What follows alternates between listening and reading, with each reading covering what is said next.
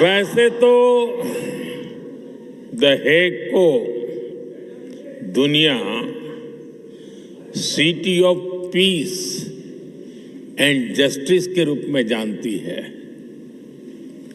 लेकिन आज यहां जो माहौल है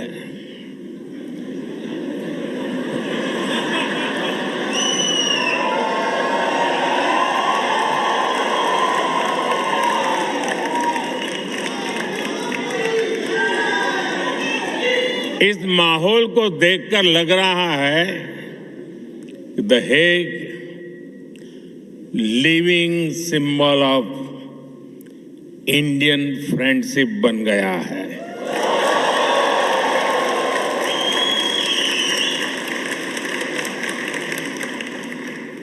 ये दिखाता है कि पासपोर्ट का रंग तो बदल सकता है,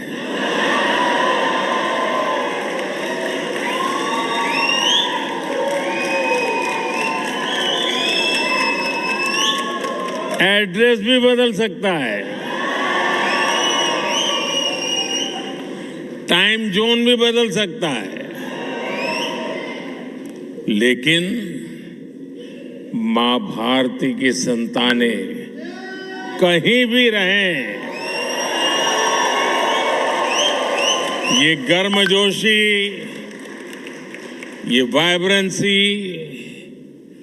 लाइफ को सेलिब्रेट करने का जज्बा, ये हमारे हमेशा हमेशा हमारे साथ रहता है।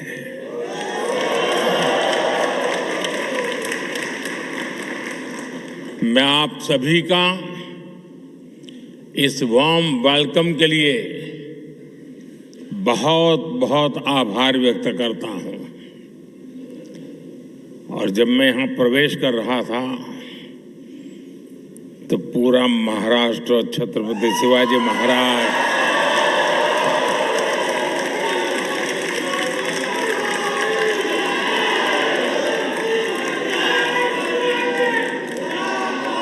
और मेरो प्यारो राजस्थान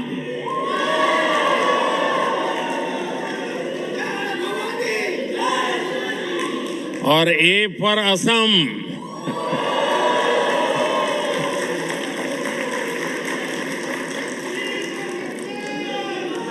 साथियों,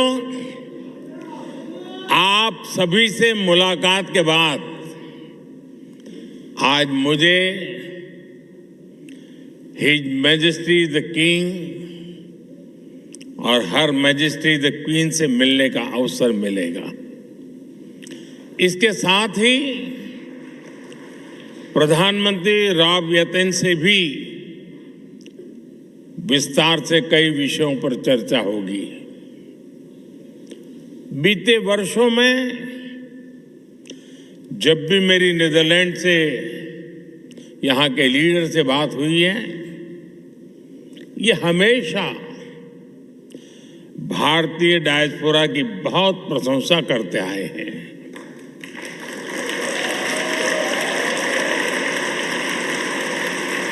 मतलब कि आप सबकी प्रशंसा करते हैं।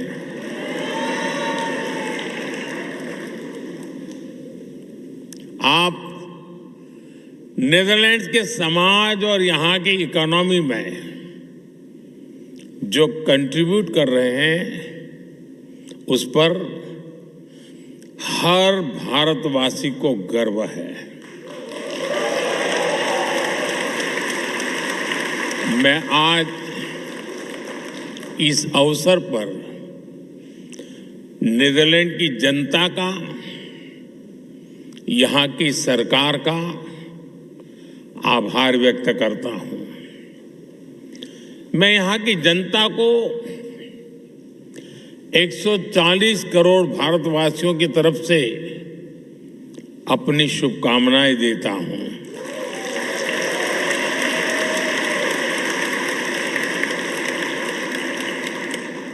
साथियों, मैं पहले भी नीदरलैंड आता रहा हूं। मेरे पुराने साथी महर्षि महेश योगी के सारे यहाँ बैठे हैं।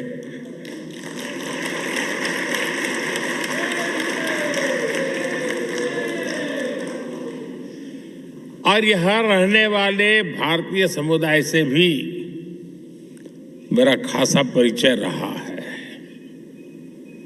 यहाँ बैठे अनेक परिवारों की कहानी केवल माइग्रेशन की कहानी नहीं है, यह एक संस्कृति की, आस्था की, तमाम संघर्षों के बीच ये प्रगति की कहानी है।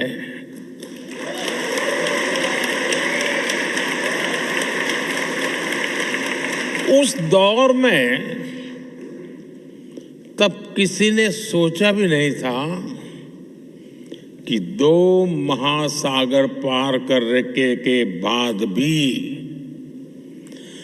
भारतीयों की पहचान इतनी जीवंत रहेगी।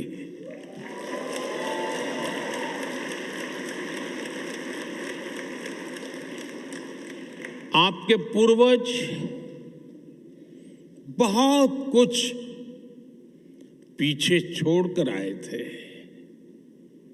लेकिन कुछ चीजें हमेशा उनके साथ रही। अपनी मिट्टी की खुशबू, अपने त्योहारों की स्मृतियां, भजन की धुनें और अपने पूर्वजों के संस्कार। साथियों, मानवता का इतिहास साक्षी है कि समय के साथ अनेक संस्कृतियां मिट गई, लेकिन भारत का डाइवर्स कल्चर आज भी अपने लोगों के दिलों में धड़कता है।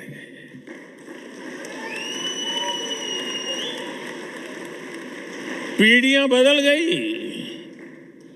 देश बदल गए, परिवेश बदल गए, लेकिन परिवार के संस्कार नहीं बदले, अपनापन नहीं बदला। आपने डच भाषा को अपनाया, लेकिन अपने पुरखों की भाषा को भी छोड़ा नहीं।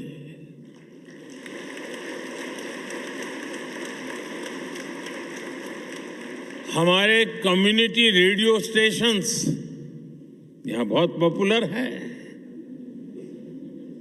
और इन स्टेशंस के माध्यम से भारत का संगीत और संस्कृति भी डच फैमिलीज तक पहुंच रहे हैं।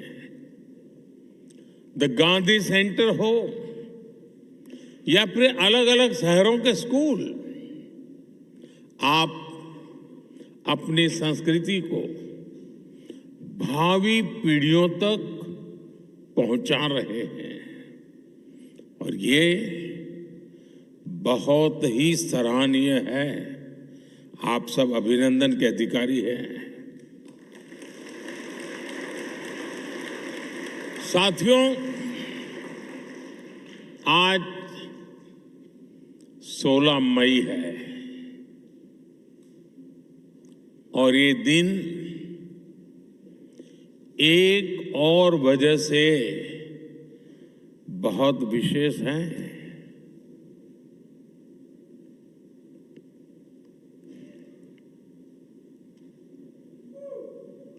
सोच रहे हैं ना? सोचिए, जरा और सोचिए। आज से 12 वर्ष पहले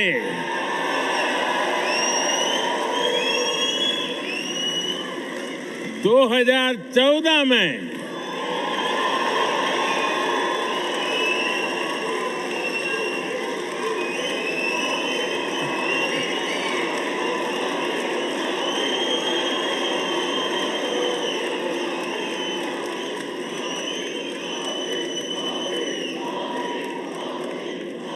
16 मई 2014 कुछ खास हुआ था।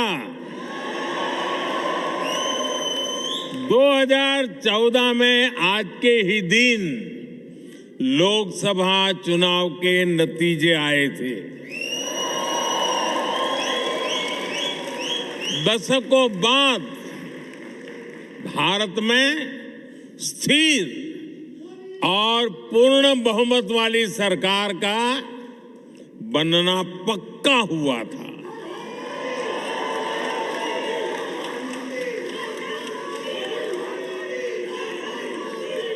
एक वो दिन था और एक आज का दिन है। कोटि कोटि भारतवासियों का विश्वास मुझे न रुकने देता है और न थकने देता है।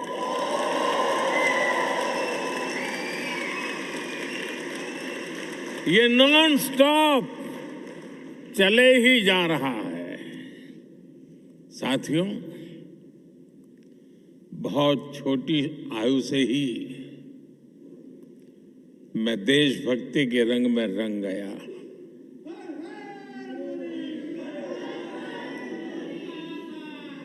आप ही मेरा परिवार बन गया। स्व से समष्टि की ओर चल पड़ा।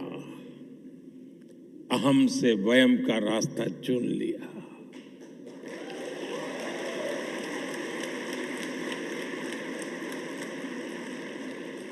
और फिर तो आपका सुख ही मेरा सुख बन गया। आपका कल्याण ही मेरा कर्तव्य बन गया।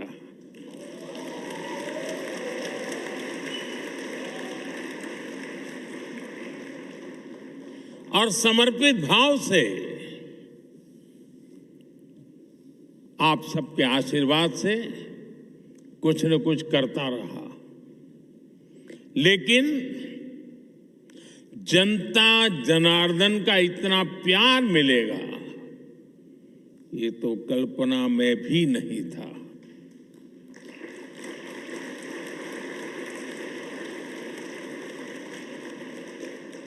जब पीछे मुड़कर देखता हूं, 13 वर्ष मुख्यमंत्री के रूप में, 12 वर्ष प्रधानमंत्री का सेवा काल,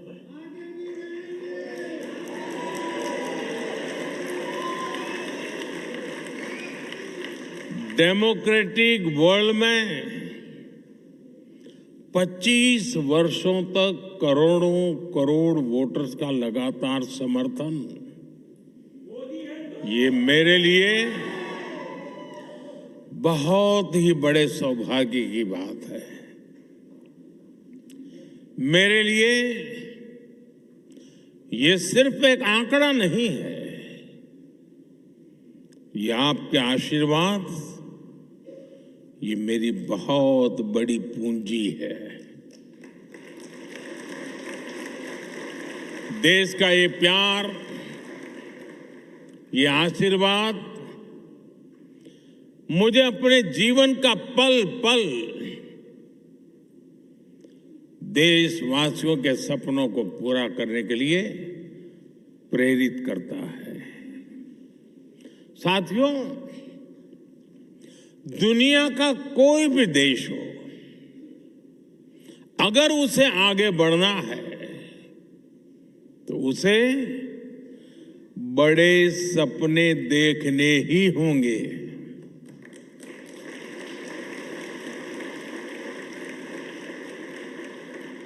आज हमारा भारत भी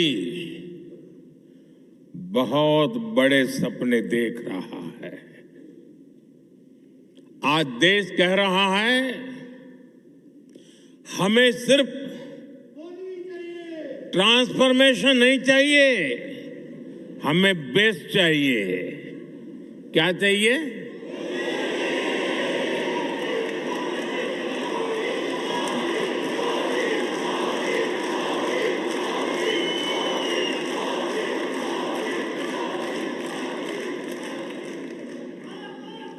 और हमें सिर्फ बेस्ट ही नहीं, हमें फास्टेस्ट चाहिए।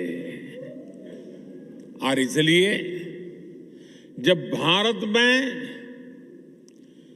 एस्पिरेशंस अनलिमिटेड है तो एफर्ट्स भी लिमिटलेस हो रहे हैं। जैसे भारत के युवाओं का उदाहरण है, आज भारत का युवा आसमान छूना चाहता है, वो स्टार्टअप शुरू करना चाहता है, वो क्वालिटी प्रोडक्ट्स बनाना चाहता है, वो ड्रोन मैन्युफैक्चरिंग करना चाहता है, वो एआई और सेमीकंडक्टर की दुनिया में भारत को आगे ले जाना चाहता है।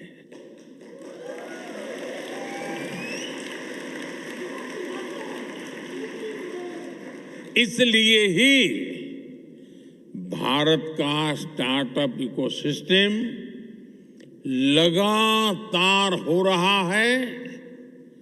अब हम दुनिया के तीसरे सबसे बड़े स्टार्टअप इकोसिस्टम वाले देश हैं।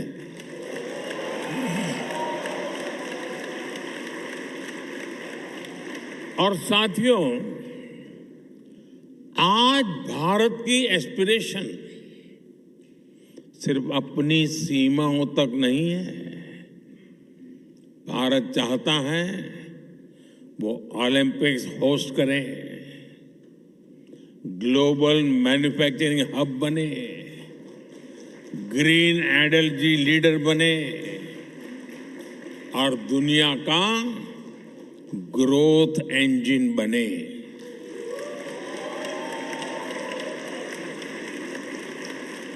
बात वही है, एस्पिरेशंस अनलिमिटेड है और हमारे एफर्ट्स की स्केल भी उतनी ही बड़ी है। Record highway construction, record rail electrification, Vande Bharat जैसी सेमी हाई स्पीड ट्रेनें और दुनिया का इतना बड़ा रिन्यूएबल एक्सपांशन, बड़े से बड़ा लक्ष्य हो। आज का भारत कहता है हम ये लक्ष्य पाकर के ही रहेंगे।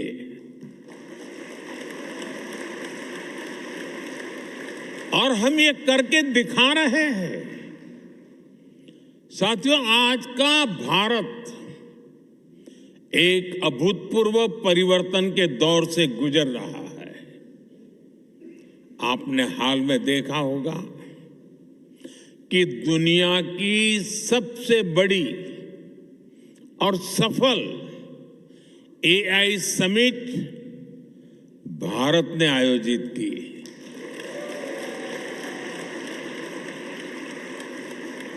उससे पहले G20 की सफल समिट भी भारत ने आयोजित की थी।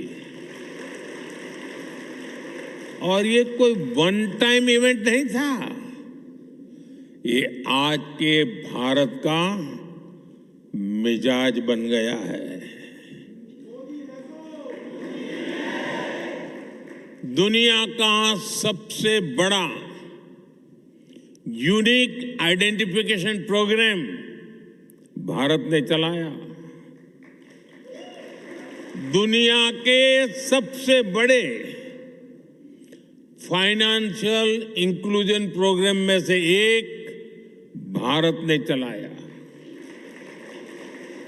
जिस स्केल पर भारत डिजिटलाइजेशन कर रहा है वो अभूतपूर्व है। दुनिया की सबसे बड़ी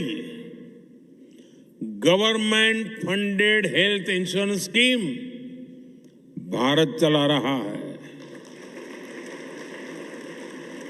और हां, चांद पर भी भारत वहां पहुंचा जहां पहले कोई नहीं पहुंच पाया था।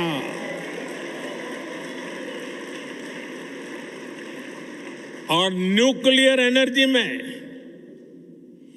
दुनिया के सबसे एडवांस फास्ट ब्रीडर रिएक्टर भी आज सफलता के साथ भारत काम कर रहा है। साथियों, भारत की जो ये स्केल है, ये हम इंफ्रास्ट्रक्चर निर्माण में भी देख रहे हैं। आज भारत में जो सोलर पार्क बन रहे हैं, वो विश्व के सबसे बड़े पार्क में से एक है। सबसे ऊंची और सबसे लंबी टनल्स हो, सबसे ऊंचे और लंबे ब्रिजेज हो, सबसे लंबे एक्सप्रेस वे हो, सबसे बड़े मेट्रो नेटवर्क हो, सबसे बड़े सिविल एविएशन नेटवर्क हो, सबसे बड़े इलेक्ट्रिफाइड रेल नेटवर्क हो, इनमें से अनेक आज भारत में बन रहे हैं।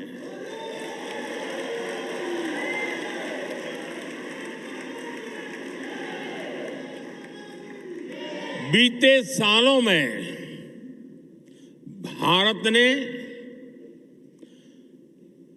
धरती से चंद्रमा की दूरी जितनी है, सुन लीजिए,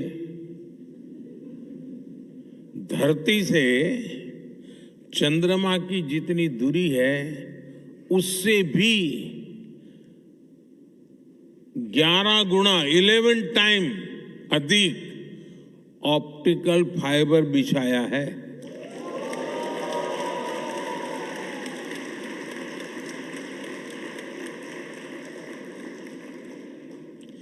एक दशक पहले हम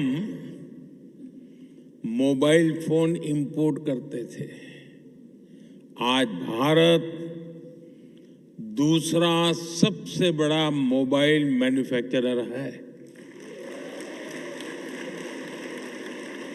साथियों, ये जो स्पीड और स्केल है, इसके अलावा आज के भारत की एक और पहचान है। आज का भारत इनोवेशन पावर्ड है। हमारे डिजिटल पब्लिक इंफ्रास्ट्रक्चर की चर्चा आज पूरी दुनिया में होती है। ये भारतीयों के इनोवेशन का बहुत बड़ा प्रमाण है। आज पैसा रखना है तो डिजिटल वॉलेट है, डॉक्यूमेंट रखने हैं तो डिजी लॉकर है, ट्रैवल करना है तो डिजी यात्रा है, हेल्थ केयर का लाभ लेना हो तो डिजिटल हेल्थ आईडी है। साथियों, आज भारत में हर महीने 20 बिलियन से ज्यादा यूपीआई ट्रांजैक्शन होते हैं। यानी पूरी दुनिया में हो रहे डिजिटल ट्रांजैक्शन में आधे से ज्यादा केवल भारत में हो रहे हैं।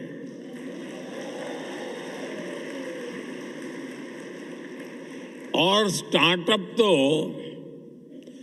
आज भारत के युवाओं का मिजाज बन चुका है।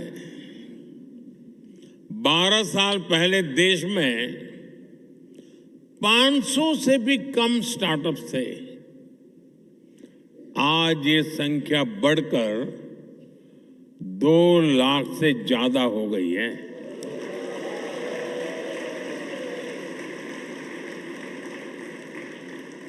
और स्टार्टअप की दुनिया में भी 2014 में भारत में सिर्फ 4 यूनिकॉर्न थे। आज भारत में करीब 125 एक्टिव यूनिकॉर्न है।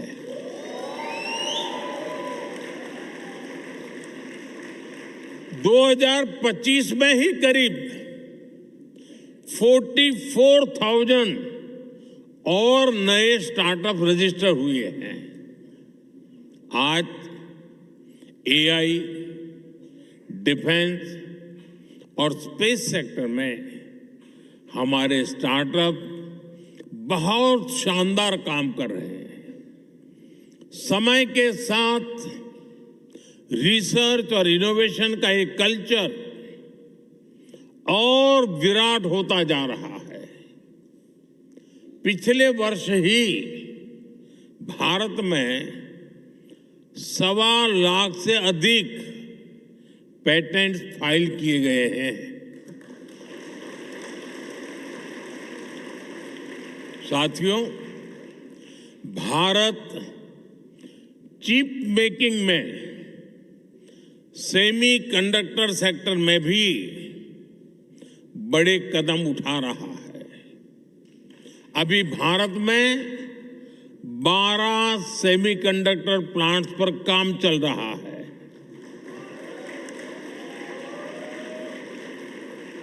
इनमें से 2 प्लांट्स में प्रोडक्शन भी शुरू हो चुका है। यानी अब चिप भी design India, made in India होगी।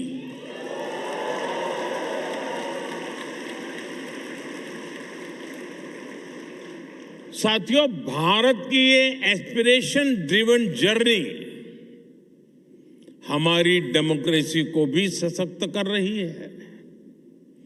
जब लोगों के सपने सच होते हैं तो लोकतंत्र पर उनका भरोसा भी मजबूत होता है। साथियों, मैं आपको हाल के विधानसभा चुनाव का उदाहरण देता हूं।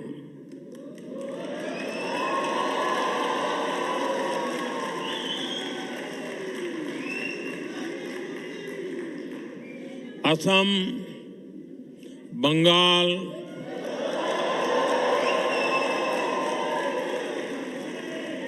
क्या झालमुड़ी यहां भी पहुंच गई?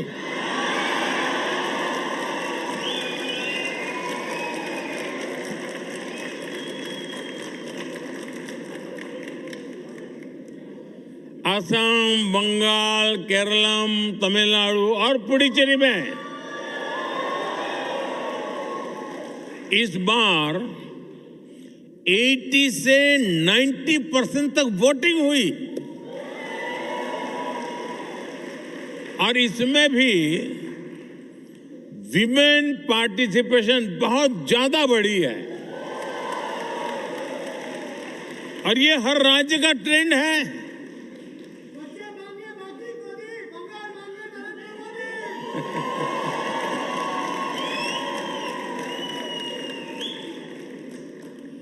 आज भारत में वोटर उत्साहित है, आप भी उत्साहित हैं।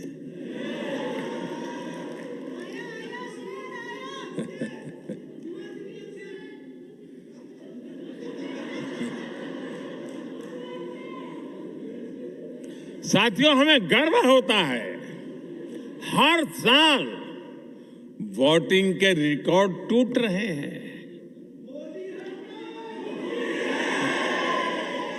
साथियों, भारत में 90 करोड़ से 90 करोड़ से अधिक वोटर रजिस्टर्ड हैं।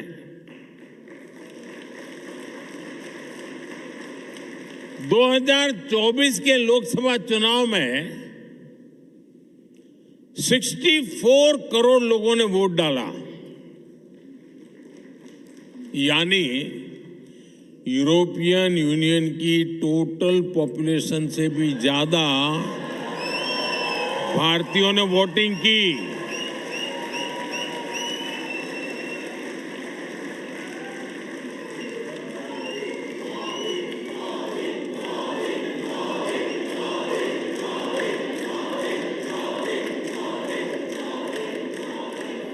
भारत अपने हर सिटीजन की डेमोक्रेटिक पार्टिसिपेशन को वैल्यू करता है और मदर ऑफ डेमोक्रेसी के रूप में ये हम सभी के लिए बहुत गर्व की बात है।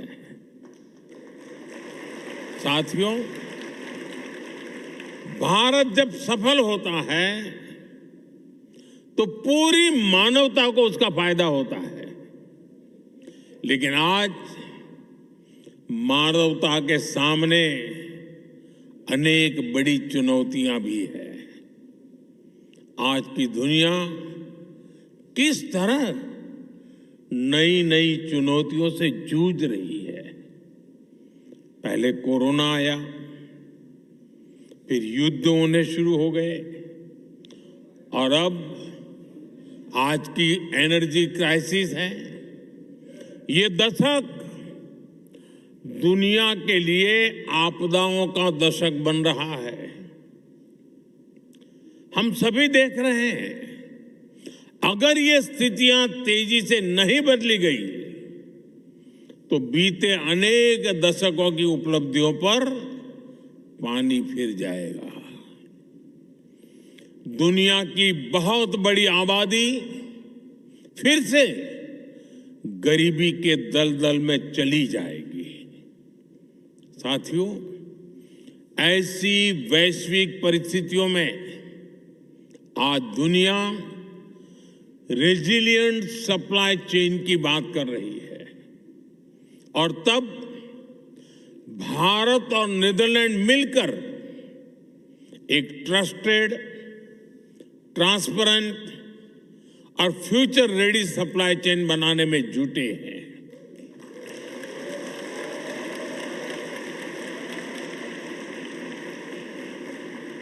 एनर्जी सिक्योरिटी से लेकर वाटर सिक्योरिटी तक नीदरलैंड्स और भारत मिलकर काम कर रहे हैं। ग्रीन हाइड्रोजन को लेकर हमारा कोऑपरेशन बहुत महत्वपूर्ण है और भारत और यूरोपियन यूनियन के बीच जो ऐतिहासिक ट्रेड एग्रीमेंट हुआ है, इससे भारत और नीदरलैंड की साझेदारी और मजबूत होगी और इसका लाभ आप सभी को भी होगा।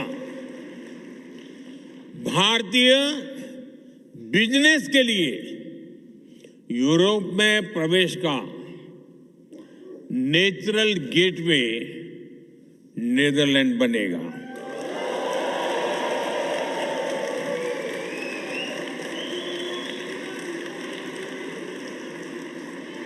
और इस जर्नी में हमारा डायस्पोरा ट्रस्टेड ब्रिज बन सकता है।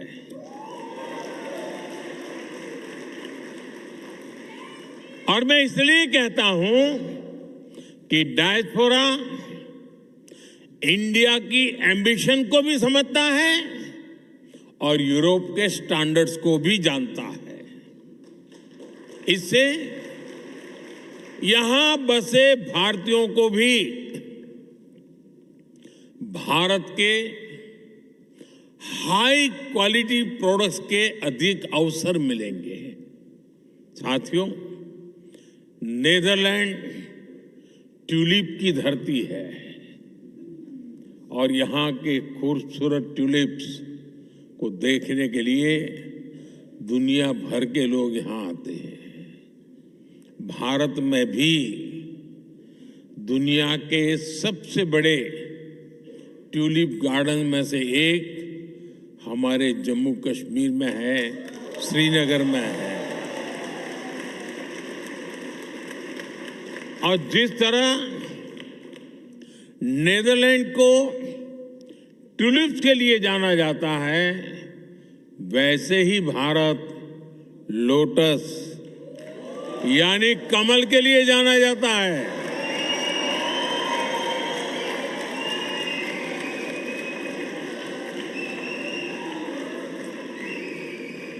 साथियों, ट्यूलिप और कमल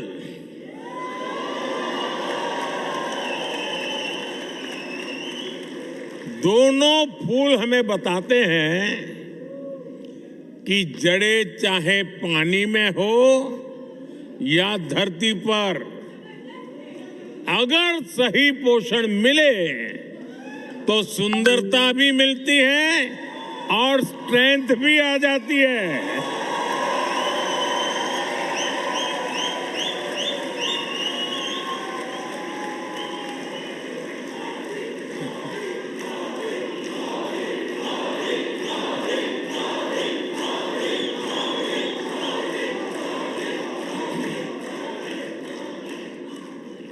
यही भारत और नीदरलैंड के बीच पार्टनरशिप का भी आधार है। साथियों, हमारे बीच दोस्ती की एक और कड़ी है जिसकी उतनी चर्चा नहीं होती, और वो है स्पोर्ट्स। हम दोनों देश स्पोर्ट्स के क्षेत्र में बहुत कुछ मिलकर कर रहे हैं। अब जैसे क्रिकेट है, नीदरलैंड की क्रिकेट में भारतीय समुदाय का बहुत बड़ा योगदान है। अभी भारत में T20 वर्ल्ड कप हुआ, उसमें नीदरलैंड की टीम ने अच्छा प्रदर्शन किया। भारत वर्ल्ड कप चैंपियन है, लेकिन भारत की टीम को भी नीदरलैंड की टीम ने बहुत बड़ी टक्कर दी थी।